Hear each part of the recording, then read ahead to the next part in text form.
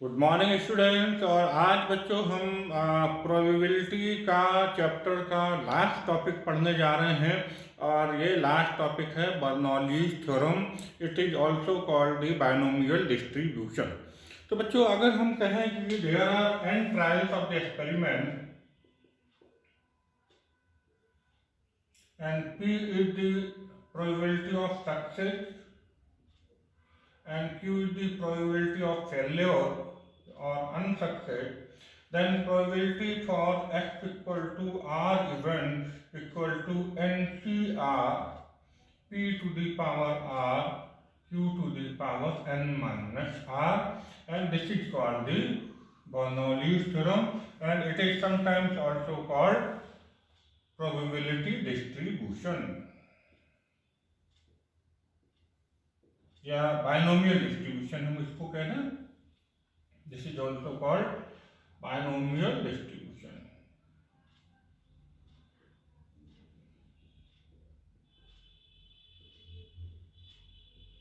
Okay, और अब अगर हम इसके लिए मीन ऑफ बायनोमियल डिस्ट्रीब्यूशन की बात करें, mean of binomial distribution, then it is n into p। और मीन के बाद अगर हम इसके वेरिएंस और स्टैंडर्ड डेविएशन की बात करें तो वेरिएंस ऑफ बायनोमियल डिस्ट्रीब्यूशन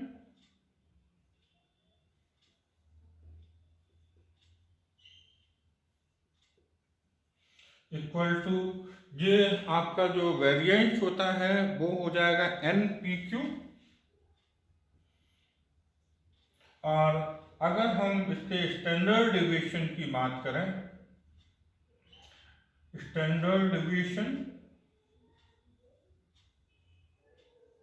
इसको शॉर्ट में हम SD बोलते हैं, तो वेरिएंट में अगर हम अंडर लगा दें तो वो उसका स्टैंडर्ड डेविएशन निकल आता है, SD निकल आता है। तो बच्चों अब हम इस कॉन्सेप्ट पे या बर्नौलीज थ्योरम का यूज करते हुए हम यहाँ क्वेश्चंस करने वाले हैं और देखते हैं कि ये क्वेश्चन किस तरीके से आपके होंगे। तो चलिए बच्चों, अब हमने यहाँ पर क्वेश्चन लिया है, find the probability distribution of the number of heads in two tosses of a coin. तो देखते हैं इसका हम सॉल्यूशन किस तरीके से करने वाले हैं। तो यहाँ पर हम सबसे पहले देखें कि probability of success that is P and probability of failure that is Q क्या है। तो जब हम कॉइन टॉस करते हैं तो यहाँ पर हेड हम सक्सेस मानेंगे, तो हेड के लिए प्रोबेबिलिटी 1/2 होगी जिसको हम P कह देंगे, और हेड नहीं आना दैट इज फेल्योर माना जाएगा। अगर टेल आ जाता है तो वो उसको हम Q से डिनोट करते हैं। तो यहाँ पर बाइनोमियल डिस्ट्रीब्यूशन में ये आपका हमें मालूम होता है कि सारी प्रोबेबिलिटीज का सम 1 होता है। तो अगर हमें फेल्योर मालूम है, सक्सेस मालूम है, तो फेल्योर को 1 में से माइनस करके निकाल लेंगे। तो यहाँ पर P हो जाएगा, yes, P equal to 1/2, Q is also 1 minus 1/2, that is 1/2। और हमने 2 टॉस कर रहे हैं, probability distribution of number of heads in 2 tosses. तो जब हम 2 बार टॉस करते हैं तो हमें 3 सिचुएशंस यहाँ पर मिलेंगी कि हमें दोनों टॉसेज में दोनों बार हमें कोई हेड ना मिले, या पहली बार हेड मिले दूसरी बार हेड ना मिले, या पहली बार टेल मिले दूसरी बार हेड मिले, या दोनों बार हेड मिले। तो इस तरीके से यहाँ पर हमें 2 बार अगर हम टॉस कर रहे हैं तो 3 सिचुएशन बनेंगी कि हमें एक बार भी हेड नहीं मिले, या एक हेड मिले, या 2 के दोनों हेड मिल जाए। तो यहाँ पर n इक्वल टू हो जाएगा 0, 1 एंड 2। ये हम x इक्वल टू r के लिए यूज करेंगे, तो चलिए इसकी बाद में बात करेंगे। नाउ बाय बर्नौलीज थ्योरम,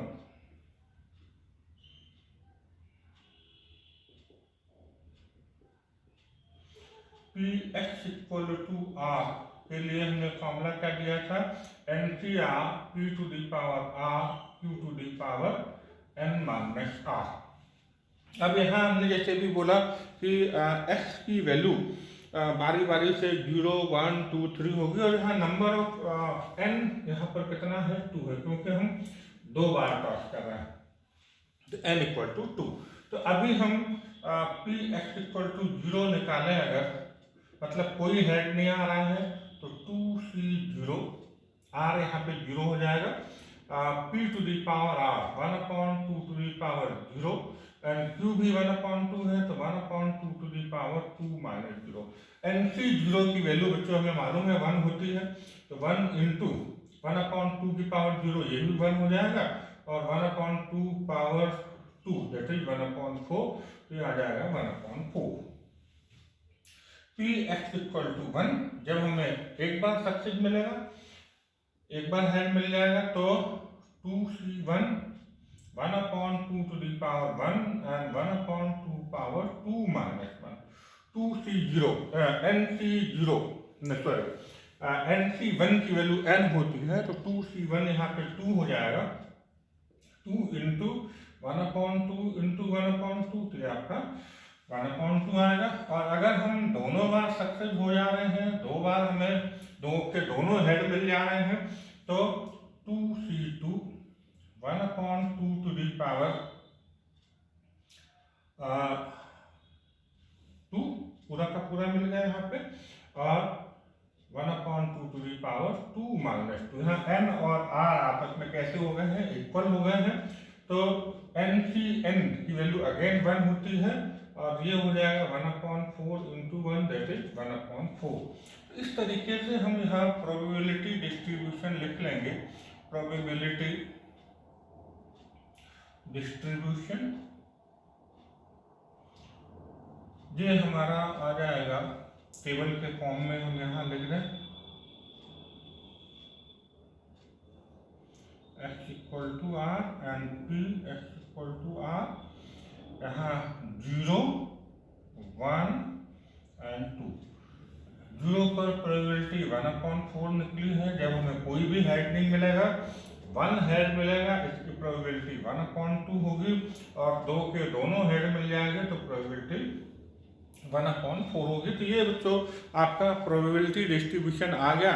अगर हम इसको वेरीफाई करना चाहें कि हमारा ये प्रोबेबिलिटी डिस्ट्रीब्यूशन सही आया है या नहीं आया है, तो सारी प्रोबेबिलिटीज को अगर हम प्लस करें तो रिजल्ट हमें कितना मिलना चाहिए, 1 मिलना चाहिए। ओके, ये आपको पता है, हम पहले ही बता चुके हैं कि अगर सारी प्रोबेबिलिटीज, एक इवेंट की सारी प्रोबेबिलिटीज को प्लस करने पे उसका रिजल्ट 1 आता है, तो यहाँ पर हम देखें कि sigma P X equal to R, जरूरत नहीं है लेकिन एक बार करके देख लें तो और अच्छा रहेगा, 1/4 प्लस 1/2 प्लस 1/4, 4 हम एलसीएम ले लें, तो आपको हो जाएगा 1 प्लस 2 प्लस 1 दैट इज 4/4, और ये निकल आया 1।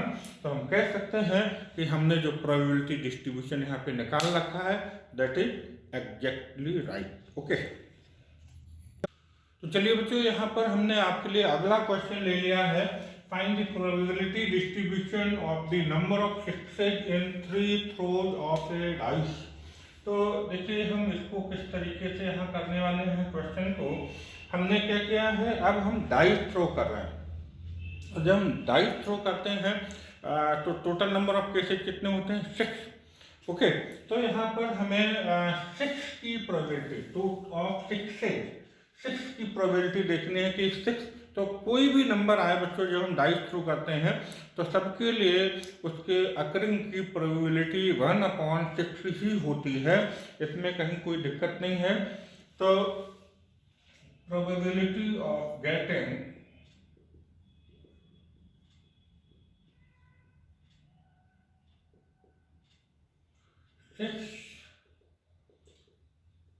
इन ए थ्रो,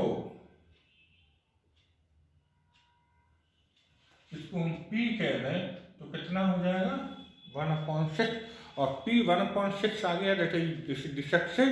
तो Q क्या हो जाएगा, Q हम 1/1 में से माइनस कर देंगे, तो Q इक्वल टू हो जाएगा 1 माइनस 1/6 दैट इज 5/6। और हम ये डाइस कितनी बार थ्रो कर रहे हैं? डाइस हम 3 टाइम्स थ्रो कर रहे हैं। n इक्वल टू हो जाएगा 3। तो यहाँ पे जो केसेस बनने वाले हैं वो बनेंगे x equal to 0, x equal to 1, x equal to 2 and x equal to 3। एक केस ज़्यादा बनता है 0 वाला। तो हम देखेंगे कि हमें एक बार भी 6 ना मिले, ये हम 3 थ्रोज कर रहे हैं। एक बार 6 मिले, 2 बार 6 मिले, या 3 के तीनों थ्रो में हमें 6 ही मिलते रहें। तो ये केसेस यहाँ पर बनेंगे। तो बर्नौलीज थ्योरम देखें यहाँ,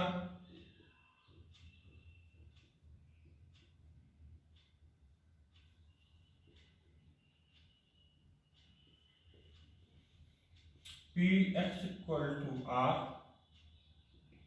N C R P to the power R Q to the power N minus है। तो पी एक्स इक्वल टू 0 यहाँ पर अगर हम निकालें, पी एक्स इक्वल टू 0, तो यहाँ n कितना है? 3, 3c0। p है 1/6, तो 1/6 टू द पावर 0 एक बार भी नहीं आ रहा है। और q है 5/6, तो 5/6 to the power 3 minus 0। n/0 1 होता है, तो 3c0 1 हो जाएगा, और 1/6 की पावर 0 ये भी 1 हो जाएगी। 5/6 टू द पावर 3, तो 5 इंटू 5 इंटू 5 125, 6 इंटू 6 इंटू 6 3 बार करेंगे तो 216। तो ये आपका आ जाएगा 125/216। दैट इज हमें एक बार भी 6 नहीं मिलेगा। इसके लिए यहाँ पर प्रोबेबिलिटी होगी 125/216। अब हम बात करें पी एक्स इक्वल टू 1, तो 3c0 1, 1/6 टू द पावर 1, आपने यहाँ पे 1 लिया हुआ है, और 5/6 टू द पावर 3 माइनस 1। तो 3c1 3 हो जाएगा, इंटू 1/6 इंटू ये आपका आएगा 5/6 टू द पावर 2, तो 25/36 आ जाएगा, तो 75/216। और अब हम अगर बात करें कि पी एक्स इक्वल टू 2, मतलब हमें 2 बार यहाँ पर 6 मिलेगा, तो 3c2 1/6 to the power 2 and 5/6 to the power 3 minus 2। 3c2, तो n माइनस 1 की वैल्यू भी n ही होती है, तो ये 3 रहेगा। 1/6 का स्क्वायर करेंगे तो 1/36 इंटू 5/6, तो ये 5 3 15/216 ये हमारा मिल जाएगा। और अगर हम कहें कि हमें 3 के तीनों थ्रो में सक्सेस मिलने वाला है, मतलब हमें 6 मिलने वाला है, तो उसके लिए 3c3 1/6 power 3 and 5/6 power 3 minus 3। तो n की वैल्यू 1 होती है, तो 1/216 इंटू 5/6 पावर 0 हो जाएगा, तो ये 1 ही रहेगा, तो ये 1/216। तो इस तरीके से बच्चों यहाँ पर प्रोबेबिलिटी डिस्ट्रीब्यूशन आपका आ जाएगा। इसको हम एक टेबल के फॉर्म में लिख देंगे।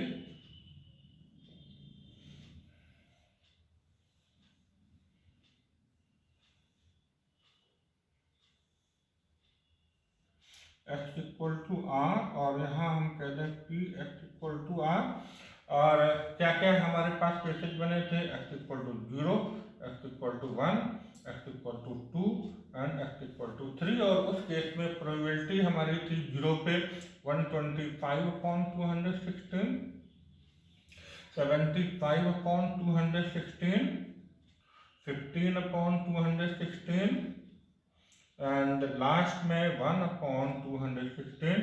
और डेफिनेटली जब हम इनको प्लस कर लेंगे तो ये 1 आएगा। हम देख सकते हैं 125 75 215 प्लस 116 216/216। दैट इज हमारा जो आंसर है वो एकदम राइट है, एग्जैक्टली राइट है। हमने यहाँ पे ओरल वेरीफाई कर लिया है। आप अगर लिख के वेरिफिकेशन करना चाहें तो इसको लिख के भी वेरीफाई कर सकते हैं। Sigma P X equal to R, तो 125 upon 216, 75 upon 216, 15 upon 216 plus 1 upon 216, 216 upon 216 that is 1।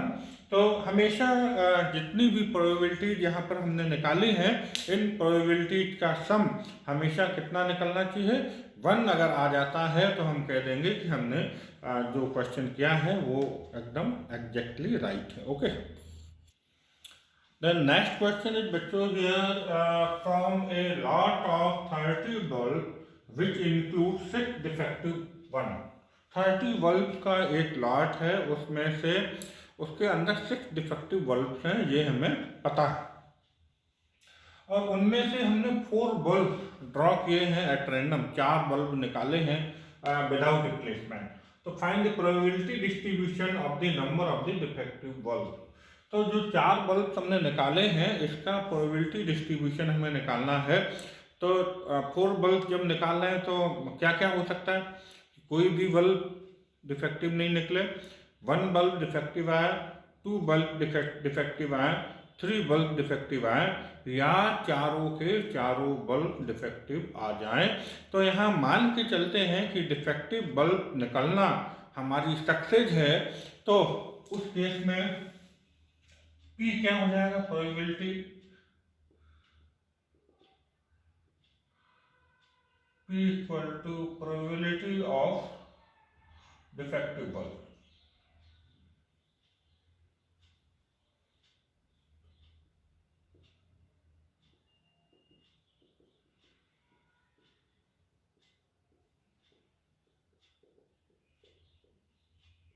ये हमारे पास कितने हमने डिफेक्टिव बल्ब उसके अंदर है, 6 है, टोटल कितने हैं 30, तो हो जाएंगे 1/5। तो देयरफॉर Q क्या हो जाएगा, non defective that is 1 minus 1/5 that is 4/5। और यहाँ पर n कितने हमने बल्ब यहाँ पर ले रहे हैं, 4 बल्ब ड्रॉ कर रहे हैं, तो 4 हो जाएगा। और अब हम बात करें बर्नौलीज थ्योरम से इसकी बात करेंगे, तो Bernoulli's theorem Px equal to R n P R Q to the power R Q to the power n minus R। और हम क्या करेंगे, x equal to 0, x equal to 1, x equal to 2, x equal to 3 and x equal to 4 के लिए यहाँ पर probability निकालेंगे। तो therefore P x equal to 0। जब हमें कोई भी डिफेक्टिव बल्ब ना मिले तो P x इक्वल टू 0 के लिए जब हम बात करें तो ये आपका हो जाएगा, n कितना है, 4 है, 4C0 P power R। P हमारे पास है 1/5, तो 1/5 पावर R, R यहाँ पे 0 लेके चले हैं, और Q power n minus R, और Q है 4/5 पावर n। n हमारे पास 4 है, तो 4 माइनस 0, तो n/0 1 होता है, तो ये पावर किसी ऊपर पावर 0 भी 1 होती है, तो 4 4 जा 16, 16 इंटू 16 256 अपॉन 5 5 जा 25 625, तो ये आपका आ जाएगा 256 अपॉन 625। ये प्रोबेबिलिटी आएगी जब हम 4 बल्ब ड्रॉ करते हैं और उनमें से कोई भी बल्ब डिफेक्टिव नहीं आता है तब। अब अगर हम कहें कि एक बल्ब डिफेक्टिव आएगा, तो 4C1 1/5 to the power 1, 4/5 to the power 4 minus 1, तो 4C1 4 हो जाएगा, 1/5 इंटू 64 अपॉन 125, तो 256 अपॉन 625। तो ये भी जब एक बल्ब हमारे पास डिफेक्टिव आता है तो भी हमें यही प्रोबेबिलिटी मिलेगी। अब अगर हम बात करें तो 2 बल्ब हमारे पास अगर डिफेक्टिव आ रहे हैं P x इक्वल टू 2, तो 4C2 1/5 की पावर 2, 4/5 की पावर 4 माइनस 2। तो 4c2 हम अलग से यहाँ पर कैलकुलेट कर लें तो NCR का फॉर्मूला क्या होता है, factorial n upon factorial r factorial n minus r, factorial 4 upon factorial 2, factorial 4 minus 2 करेंगे तो 2, 4 into 3 into factorial 2 upon 2 factorial 2, 2 2 जा तो 6 आएगा ये। 1/5 का स्क्वायर तो 1/25 और ये 16/25 हो जाएगा 96/625। ओके, और अब हम देखें कि अगर हमें 4 में से 3 बल्ब डिफेक्टिव मिल रहे हैं तो 4c3 1/5 to the power 3 and 4/5 to the power 4 minus 3। तो 4c3 हमारे पास 4 ही आएगा तो हो जाएगा 4 1/125 इंटू पावर 1 बढ़ जाएगी तो 4/5, 4 4 या 16 अपॉन और ये आपका 625। और अब अगर हम ये देखें कि भाई हमने चारों के चारों बल्ब डिफेक्टिव मिल जाते हैं तो क्या प्रोबेबिलिटी हमें मिलने वाली है, 4/5 की पावर 4 माइनस 4 करोगे तो 0 हो जाना है, 4c4 1 हो जाएगा और 1/5 की पावर 4 करेंगे तो 1/625 और 4/5 पावर 0 1 तो 1/625। और इस तरीके से हमें यहाँ पर प्रोबेबिलिटी डिस्ट्रीब्यूशन मिल जाएगा।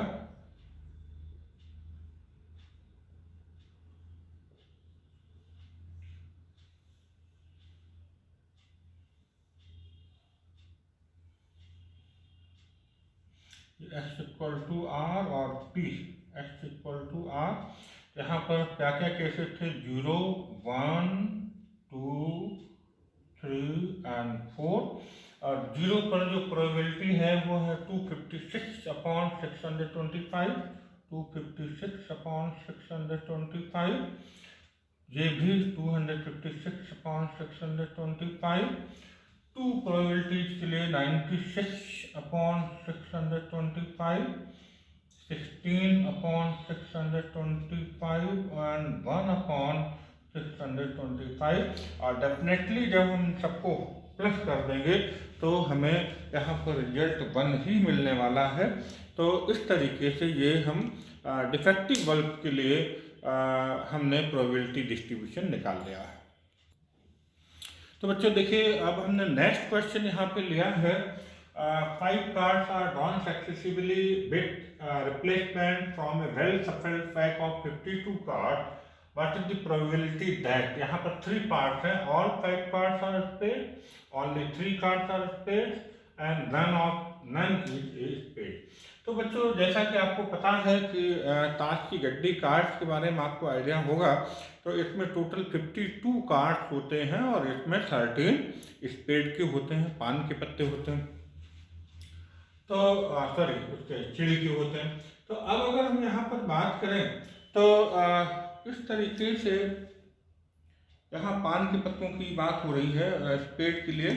तो अब देखिए हम जब देखें तो प्रोबेबिलिटी इसके लिए सक्सेस प्रोबेबिलिटी हम माने कि जो स्पेड कार्ड अगर आता है तो हम उसके लिए सक्सेस मानेंगे, तो P यहाँ पर हो जाएगी, टोटल 13 कार्ड्स होते हैं आउट ऑफ 52, तो 1/4 प्रोबेबिलिटी आएगी सक्सेस होने की। और फेल्योर के लिए अगर बात करें तो 1 माइनस 1/4 कर दें तो ये आपका 3/4 आएगा। तो और यहाँ पर हमने टोटल कितने कार्ड ड्रॉन किए हैं, 5 कार्ड, तो यहाँ n इक्वल टू 5 हो जाएगा। तो अब यहाँ बारी बारी से हमें एक एक करके देखना है। ऑल 5 कार्ड्स आर स्पेड, 5 के पांचों जो कार्ड्स हैं वो स्पेड के निकल आए। अगर हम 5 कार्ड ड्रॉ करते हैं तो देखिए उस केस में हम सक्सेस की प्रोबेबिलिटी क्या होगी, P(x = 5)। तो बर्नौलीज थ्योरम यहाँ पे लगाएंगे तो 5c5 p to the power मतलब 1/4 टू दी पावर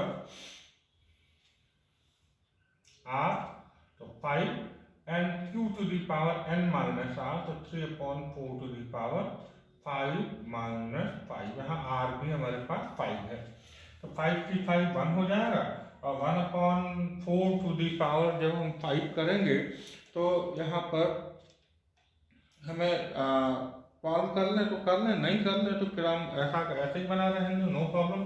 तो ये आपका हो जाएगा 1 और 1/5 to the power 5 into 3/4 to the power 0 1 ही होगा, और 625 इंटू 5 अगर करके देख लें 3225, तो 1/3225 इस तरीके से ये हमें प्रोबेबिलिटी मिल जाएगी।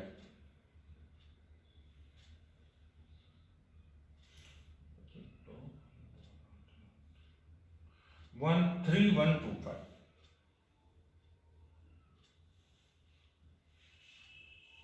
अच्छा, अब बात आती है दूसरे पे, सेकेंड पार्ट पे। तो सेकेंड पार्ट में अगर हम बात करें ओनली 3 कार्ड्स आर स्प्लिट, तो Px इक्वल टू 3, तो 5C3 1/4 to the power 3 and 3/4 to the power 5 minus 3। हर बार बर्नौली थ्योरम ही लग रही है। 5C3 को अगर हम अलग से कैलकुलेट कर लें, फैक्टोरियल 5/फैक्टोरियल 3 फैक्टोरियल 5 माइनस 3 2, तो 5 into 4 into factorial 3 upon factorial 3 into factorial 2, factorial 2 तो 2 ही होता है, फैक्टोरियल 3 से 3 कैंसिल, 5 2 या 10 आएगा ये, और 1/4 पावर 3 है। तो बच्चों थोड़ा सा हमने यहाँ पर मिस्टेक कर लिया है, 1/5 नहीं था, गलत कर दिया, ये 5 मैंने लिख लिया, 1/4 ही था नीचे, है ना, तो 1/4 पावर 5 आएगा। अगेन हमें इसको फिर से देखना पड़ेगा, तो 4 को अगर हम 4 टाइम मल्टीप्लाई किया था 216 आया था, और 4 से और मल्टीप्लाई कर दें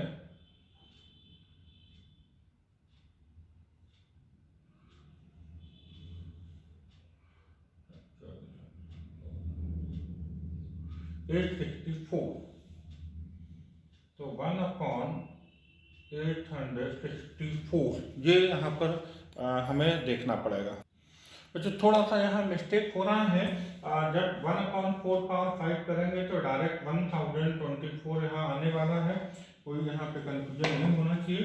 और अब हम आगे देखें तो 5C3 हमने कैलकुलेट कर लिया था 10, और 1/4 पावर 3 करेंगे 64 इंटू 3/4 पावर 2, तो 3 3 9/16 हो जाएगा। तो इसको भी अगर देखेंगे तो 90/1024 आने वाला है। और अगर यहाँ हम थर्ड पार्ट की बात करें तो कह रहा है नो स्पेड, मतलब कि x इक्वल टू 0, उस केस में हम कहेंगे 5C0, r की वैल्यू यहाँ पे 0 हो जाएगी, और 1/4 पावर 0 और 3/4 पावर हमारे पास यहाँ पर 5n है, और r 0 है, पावर 5 लग जाएगा, 5C0 1, 1/4 पावर 0 1, और ये आ जाएगा 3/4 पावर 5,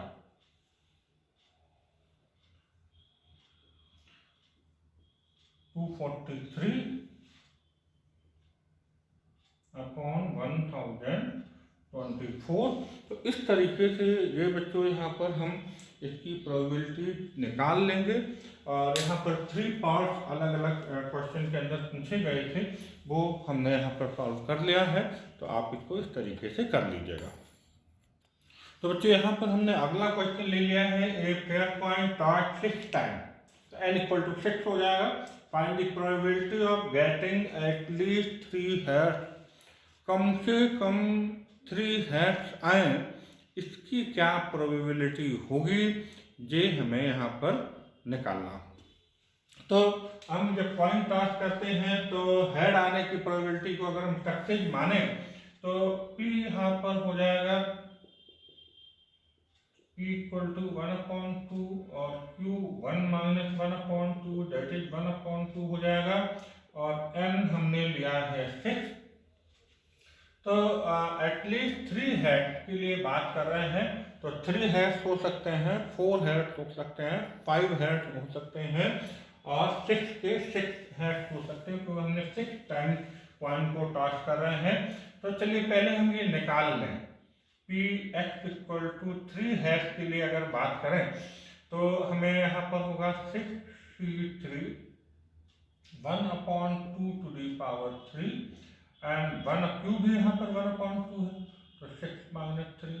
तो 6c3 को जब हम कैलकुलेट कर लेंगे तो ये हमारे पास 20 आंसर आएगा, और 1/2 पावर 3 एंड 1/2 पावर 3, तो ये 60 हो जाना। तो 20 इंटू 1/64, ये आपका आ जाएगा 20/64। अभी हम इसको सिंप्लीफाई नहीं कर रहे हैं, ओके। चलिए हम पी एक्स इक्वल टू 4 के लिए बात करें तो 64 1/2 to the power 4 1/2 to the power 6 minus 4। 64 को जब हम कैलकुलेट करेंगे तो ये 15 हमें मिलेगा, कैलकुलेट करके देख लीजिएगा यहाँ रफ में, इंटू 1/2 पावर 4 और 1/2 पावर 2, तो ये 15 और ये टोटल आपका 1/2 पावर 6 ही हो जाना है, तो 1/2 पावर 6 हमारे 64 आ जाएगा। तो 1/64 that is 15/64।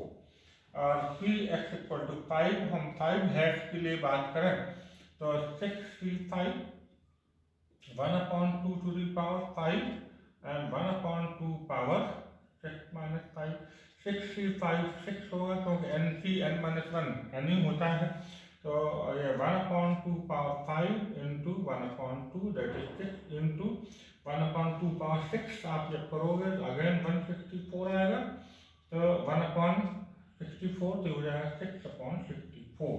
And P X equal to 6 के लिए अगर हम यहाँ बात कर लें तो 6c6 1/2 power 6 and 1/2 power 6 minus 6, तो 6c6 1 हो जाएगा, 1/2 पावर 6 और 1/2 पावर 0, तो ये 1 हो जाएगा, तो 1/64। तो हमें यहाँ पर एटलीस्ट 3 हेड्स के लिए प्रोबेबिलिटी निकालनी थी, तो ये जो प्रोबेबिलिटीज हमने यहाँ पे निकाल ली हैं इन सबको प्लस कर दें तो रिक्वायर्ड प्रोबेबिलिटी आ जाएगी। तो probability of getting at least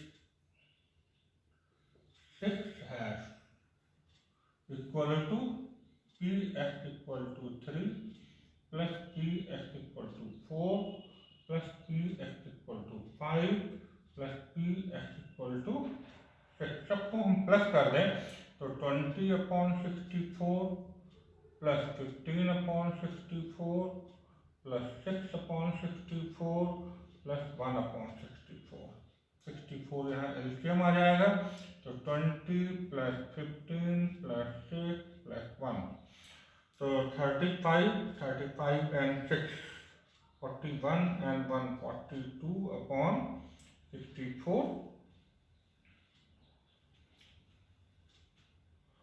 कम से कम यहाँ पर 2 से तो कैंसिल हो ही जाना है, ये आपका हो जाएगा 21/32, तो 21/32 यहाँ पर हमें आंसर मिल जाएगा, और यही हमारी रिक्वायर्ड प्रोबेबिलिटी है।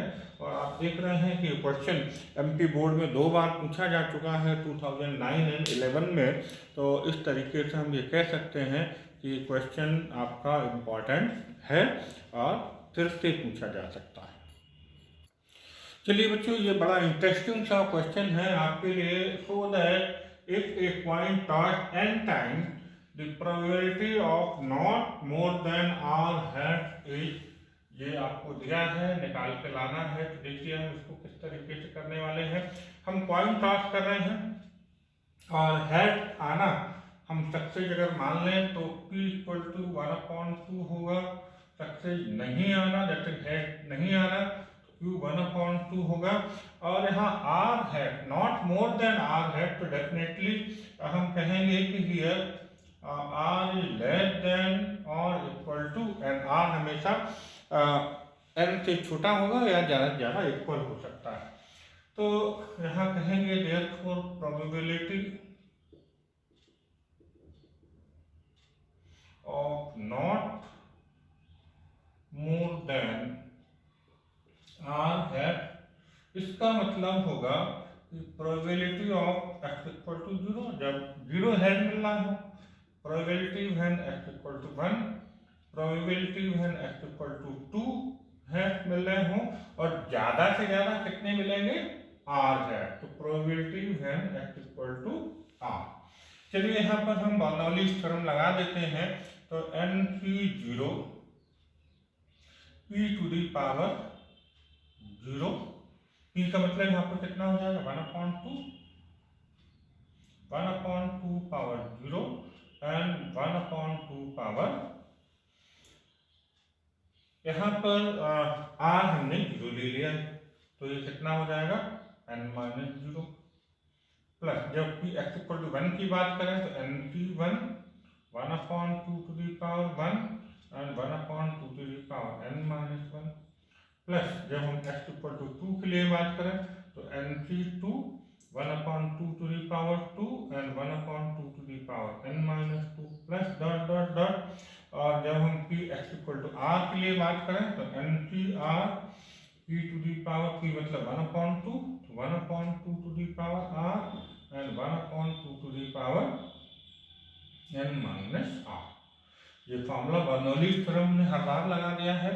तो NP0, यहाँ अगर हम देखें तो हर टर्म में पावर 1/2 की पावर n ही रहनी है, तो 1/2 power n plus NP1 1/2 power 1 और 1/2 पावर n-1 बेस सेम है, तो पावर ऐड करेंगे हम 1/2 पावर n ही रहेगा, प्लस NP2, ये भी जब प्लस कर लेंगे मल्टीप्लाई करके पावर ऐड हो जाएंगे तो 1/2 पावर n और plus dot dot dot NPr 1/2 to the power, base same है, पावर ऐड करोगे तो r से r कैंसिल होके 1/2 पावर n, 1/2 पावर n हर टर्म में मिल रहा है, तो हम कॉमन ले लें तो ये आ जाएगा NP0 plus NP1 plus NP2 plus dot dot NPr 1/2 to the power n, और हमें यही लेके आना था, जो हमने यहाँ पे प्रूव कर लिया।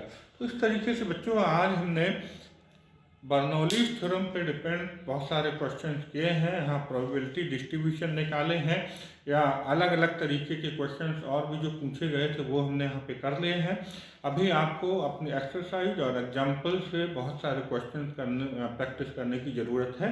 इन सारे क्वेश्चन की आप प्रैक्टिस करिएगा, जितनी ज़्यादा प्रैक्टिस आप कर लेंगे उतना ज़्यादा आप बहुत आसानी से क्वेश्चन कर पाएंगे।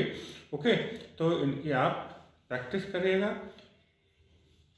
और जैसा कि आपको पता है कि प्रैक्टिस मेक मैन परफेक्ट, तो आप इस सेंटेंस को ध्यान रखते हुए जितनी ज़्यादा से ज़्यादा क्वेश्चंस की आप लिख लिख के प्रैक्टिस कर लेंगे, लिख लिख के देख लेंगे, उनको करके देखेंगे, उतना ज़्यादा परफेक्शन आता जाएगा। और जितनी ज़्यादा बार आप एक क्वेश्चन को करके रजिस्टर में करके देखते हैं तो 2-3 चीज़ें वहाँ पर होती हैं। नंबर 1 कि आपकी एक्यूरेसी बढ़ती है, जितनी ज़्यादा बार आप एक क्वेश्चन करके देख लेंगे एक्यूरेसी आपकी बढ़ेगी। नंबर 2 आपकी स्पीड बढ़ेगी। अगर आप एक क्वेश्चन को 2 बार करते हैं तो हो सकता है पहली बार करें 5 मिनट्स में हो, दूसरी बार करें 4 मिनट्स में हो, तीसरी बार करें 3 मिनट्स में हो, तो आपकी स्पीड बढ़ेगी, तो टाइम जो कंज्यूम हो रहा है वो कम होगा। और सबसे इम्पॉर्टेंट बात है कि आपका एक कॉन्फिडेंस बढ़ता है। तो आपने अगर एक क्वेश्चन 5 बार करके छोड़ दिया और अब आपसे कुछ चलते फिरते भी कोई पूछ लेगा, चल भाई यार ये वाला क्वेश्चन करके बता दो, आप बोलो ठीक रुको, आपको देखने की जरूरत भी नहीं होगी, रिवीजन करने की भी जरूरत नहीं पड़ेगी, और आप तुरंत वो क्वेश्चन करके बता पाएंगे। तो इसलिए बार बार प्रैक्टिस करना जरूरी होता है। तो आप जो भी अच्छे क्वेश्चन हैं इनकी बार बार प्रैक्टिस करें, खूब तैयारी करें। तो मैंने बोला आपको 3 चीज़ें वहाँ पे गेन हो जाएंगी, आपकी एक्यूरेसी बढ़ेगी, आपकी स्पीड बढ़ेगी, और आपका कॉन्फिडेंस लेवल हाई होगा।